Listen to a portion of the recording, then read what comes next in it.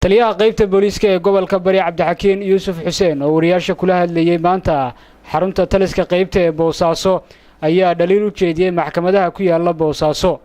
Cabdixakiin Yuusuf Xuseen ayaa sheegay in dambiilihii ay soo qabtaan isla markaana ay maxkamadda geeyaan aan la marin sharcigu waxa uu ka qabo xukunkiisa taa beddelkeedana laga dhigo in magaalada loo soo fasaxo. Cabdixakiin Yuusuf Xuseen oo arrimahaasi ka hadlaya waxa hadaladiisii ka mid ahaa waxaanu ka codsanaynaa maxkamadaha iyaga hadii Ilaahay idmo wixii aan u keenay inay sharciga mariyaan hadii Ilaahay idmo hadii sharciga la marin waayo oo la qaban waayo oo inta xukun adag lagu ridi waayo kuwii hore ay ku magacisay shalay kii la geeyay oo maanta magaalada marayo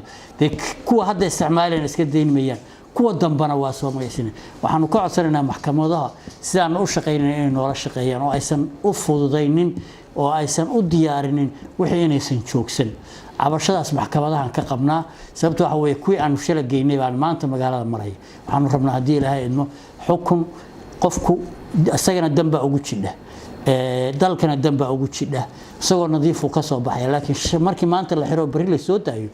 meeshii ka bilaabaya waxaanu leenahay marka dadkana waa inaad iska qabataan hadalka taliyaha qaybta booliska gobolka Bari Cabdixakiin Yuusuf Xuseen ayaa ku soo beegmaya xilli taliska qaybta booliska ay maanta soo bandhigeen maandooriye ay ku soo qabteen xilli la rabay in magaalada la soo galiyo.